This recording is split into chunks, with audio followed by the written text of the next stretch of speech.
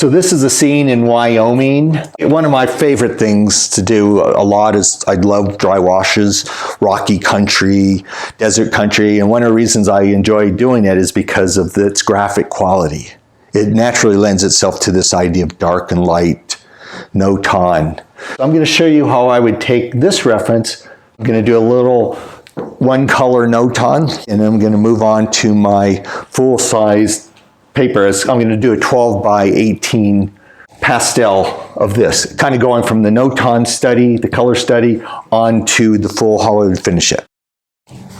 So I'm just using the pencil here to kind of lay in some of the major lines, trying to get a sense of a movement into the landscape.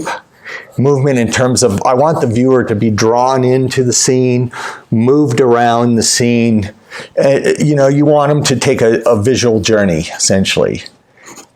Now what I want to do is, once I've got sort of the idea of kind of where the shapes are going to go, I want to do a no-ton so I can just tell myself, where are the lights and shadows?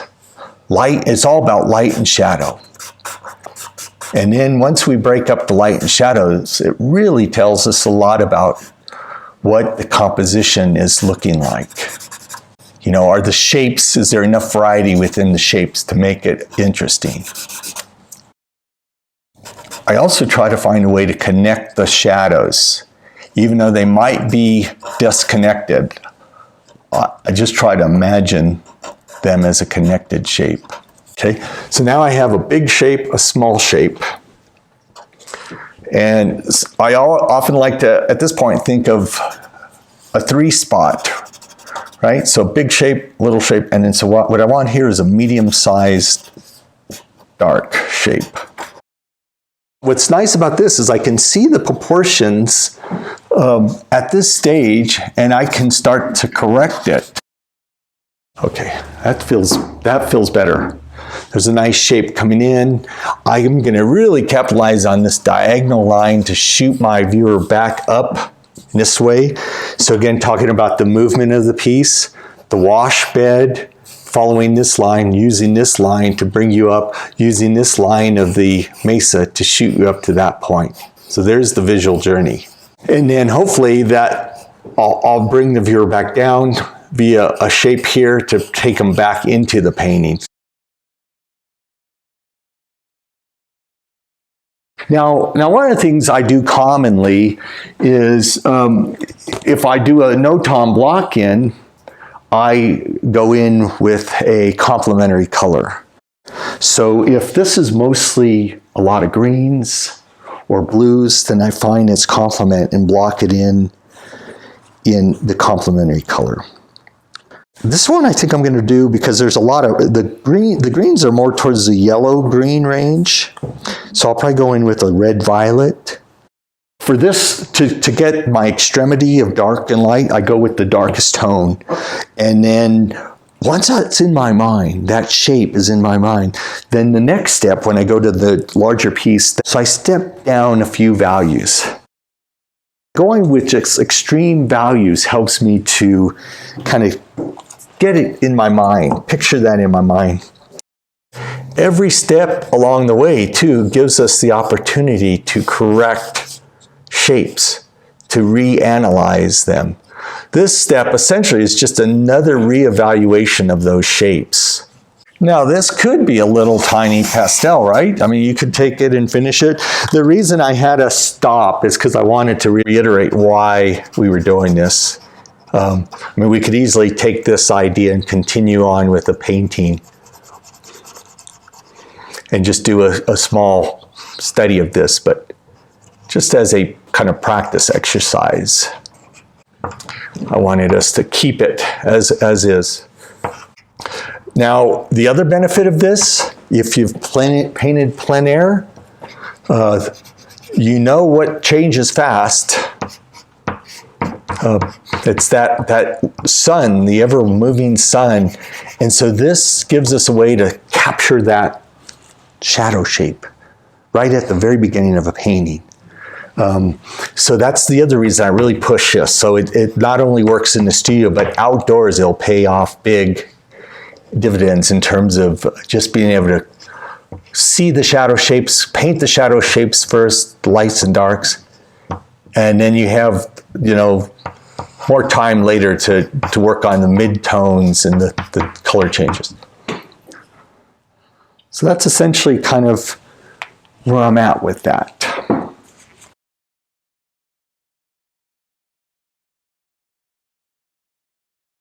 So now I'm just going to go ahead and paint the whole surface. So I'm drawing in.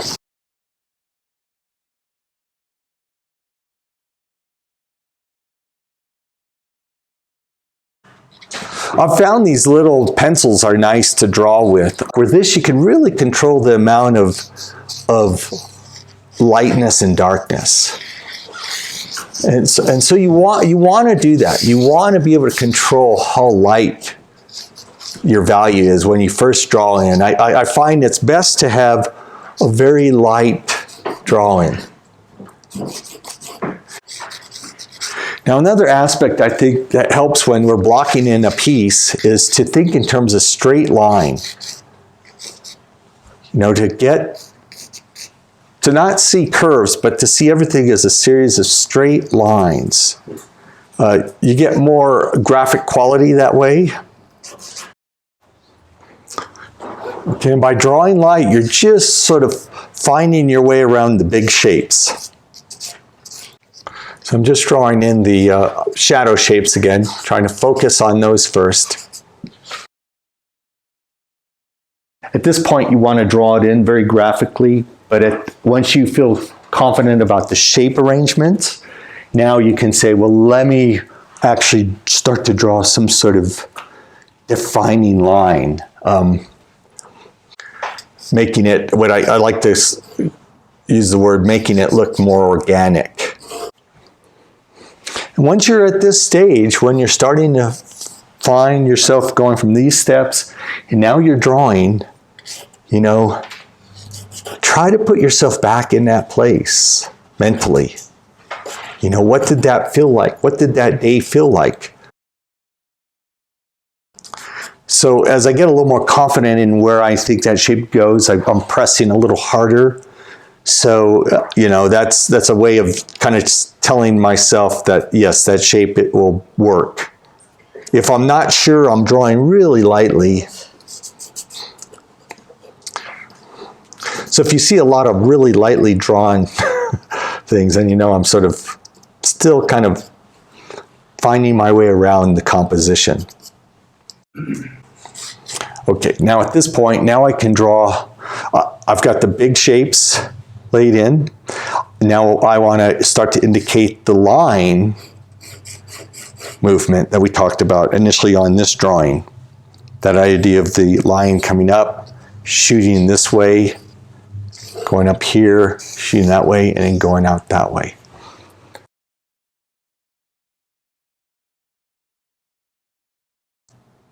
So it's going to follow this line.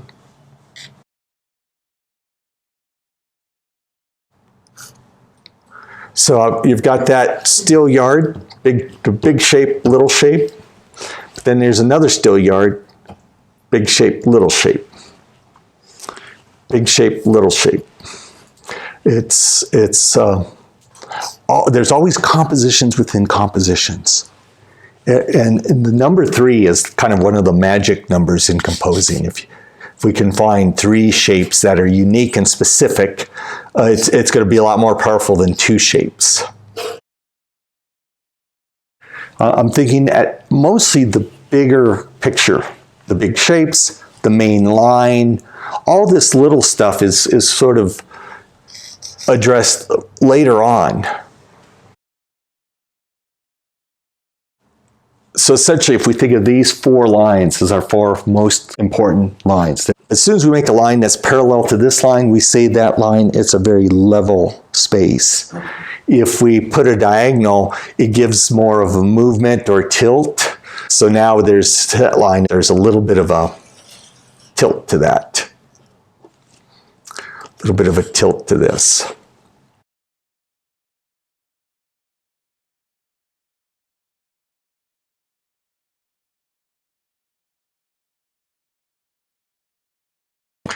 Okay, so let's do the block in. So now I shift my brain into that sort of literal thinking.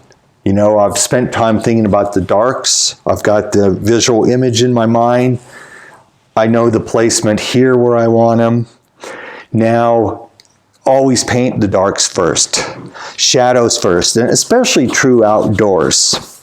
Okay, so what I do now is this is where I change that value of the note tone. It's pretty dark.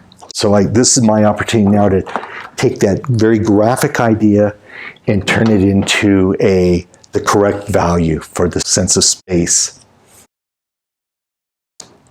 There's no one color that works for all. It's whatever that landscape is saying it needs, whatever the terrain is like. I picked it up because it's kind of got a little bit of a cool violet color. I think that might be a Rembrandt.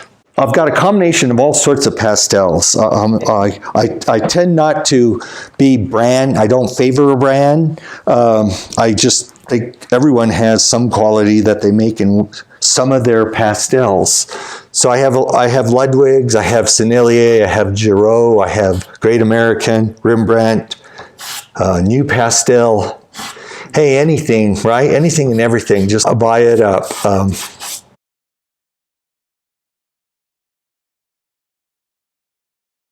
The same exact process. It's a first find that design of light and shadow. Even more important, outdoors, light and shadow, the arrangement of those light and shadow shapes.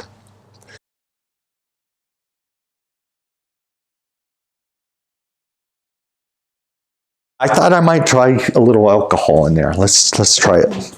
I'm using a synthetic watercolor brush here.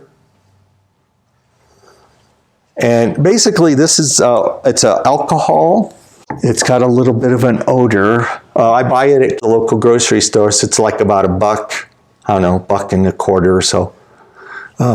But its advantage is it dilutes the pigment and it creates a water-like stain, but it dissipates very quickly, so it dries.